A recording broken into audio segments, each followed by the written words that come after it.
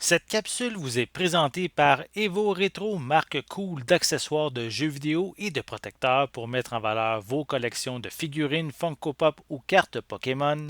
Allô tout le monde, c'est Marjane pour la chaîne Dessinée Techno. J'espère que vous allez bien. Je vous retrouve aujourd'hui pour faire la critique d'un film que j'ai vu cette semaine. Un film Netflix mettant en vedette Miles Tyler, qu'on a pu voir récemment dans Top Gun, ainsi que Chris Hemsworth, que lui on verra très prochainement dans Thor. Le titre, je m'en souviens plus. Dans le fond, c'est un film qui sort le 17 juin. Je pense pas qu'il sorte en salle. S'il sort en salle, ça va être dans quelques cinémas très précis. Montréal, New York, Los Angeles. Il y a comme des villes précises aussi. Dans le fond, c'est Spiderhead. Donc, sinon, il sera disponible sur Netflix à tous les abonnés. Alors, avant de vous donner mon avis sincère sur ce film dont je suis sortie assez perplexe, je vais vous lire le synopsis que j'ai trouvé sur IMDb pour vous donner une petite idée d'à quoi ça ressemble puis qu'est-ce que j'ai vu pour que ce soit un peu plus clair qu'est-ce que moi je vais vous raconter par la suite, ben vous donner mon avis.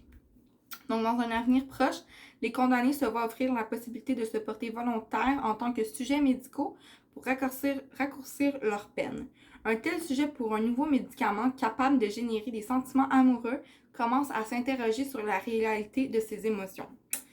Ok, je vais partir du synopsis pour vous dire que quand je l'ai lu tantôt, quand je faisais mes petites recherches, j'ai mieux compris le film que j'ai vu mercredi. Tout le long, j'étais perplexe. Par chance, le film dure 1h45, si je me trompe pas. Il dure pas 2 heures. Et j'étais très contente parce que si ça avait duré 2 heures, j'aurais pas toffé. L'histoire, comment dire, c'est pas clair. Euh, Tu comprends pas trop c'est quoi le but, ceux qui s'en vont avec ça, pourquoi.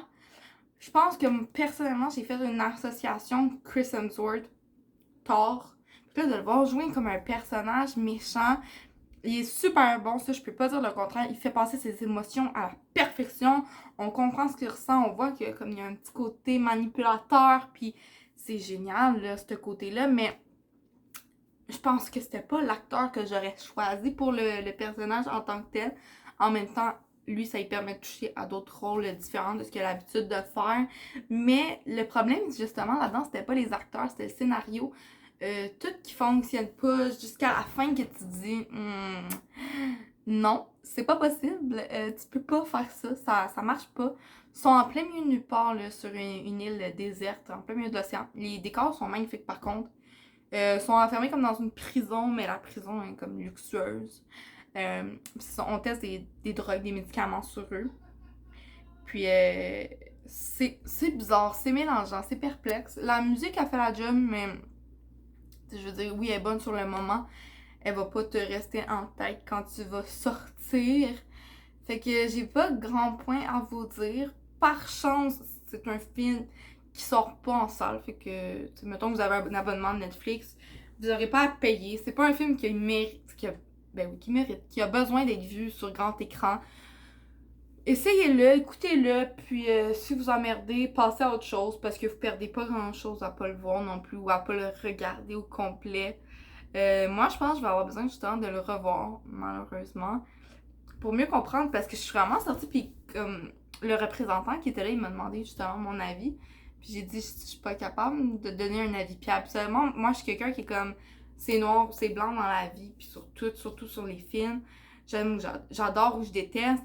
Mais là, j'étais comme, ben je le sais pas, tu sais. Il y a des choses que j'ai faites comme, ah, puis que tout le long du film, j'essayais de rentrer dans la tête des gens, puis de comprendre comment ils pensaient, puis qu'est-ce qu'ils allaient faire, puis où ils s'en allaient. Et à d'autres moments, je me suis dit, ça fonctionne pas, c'est pas clair, tu comprends pas où c'est qu'ils s'en vont, c'est répétitif aussi. Et un autre point que j'ai pas vraiment aimé, ils font des tests sur les gens, mais comme, c'est genre les mêmes 6 prisonniers que tu vois tout le temps. Mais la prison est pleine de monde, mais tu vois tout le temps les 6 mêmes personnes sur qui ils testent les drogues. Puis les scènes sont saccadées. Cut, cut, cut, cut. C'est pas un fil conducteur, c'est pas une histoire avec des rebondissements. Puis non, c'est tout le temps la même chose. Quasiment tout le temps. Je pense, est-ce que c'est un film qui avait beaucoup de budget? J'ai pas l'impression parce que c'est tout le temps, ça se passe au même endroit. Il y a pas plusieurs places parce qu'ils vont visiter, bouger. Fait que c'est ça. J'ai pas spécialement aimé dans le fond, hein.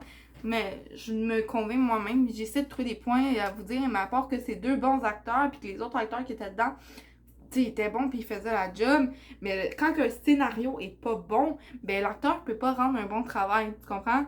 Parce que l'histoire qu'on leur a donnée est pas bonne. C'est mal monté, c'est mal construit, tout est mal fait, puis la personne qui a écrit le scénario, ben elle a moffé sa job parce que l'histoire fait pas de sens puis elle n'est pas intéressante. Je comprends qu'est-ce qu'on a voulu faire avec la pilule dans l'amour puis tout ça, comme je comprends pourquoi peut-être quelqu'un voudrait faire ça, mais de la façon que c'est expliqué dans le film, c'est pas clair puis ça donne pas le goût de continuer. Il y a une couple de fois que j'aurais voulu partir dans le fond. Fait que comme je l'ai dit au début, une chance que ça durait pas 2 heures. C'est un des côtés positifs à ce film. Si vous le regardez, vous pouvez l'écrire en commentaire puis donner votre avis. Moi, je serais curieuse de voir justement qu'est-ce que les gens vont en penser. Si je vais être la seule à penser ça. Mais personnellement, je vous déconseille de le regarder. Si vous avez l'abonnement, que vous cherchez de quoi et vous avez tout vu ce que Netflix avait à offrir, essayez-le. Mais si vous n'avez pas ça, perdez pas votre temps à essayer de l'écouter au complet. Vous l'avez pas payé le film. C'est pas plus grave que ça. Alors, ben là, moi, je vais vous souhaiter une bonne journée, une bonne soirée, puis vous dire bye!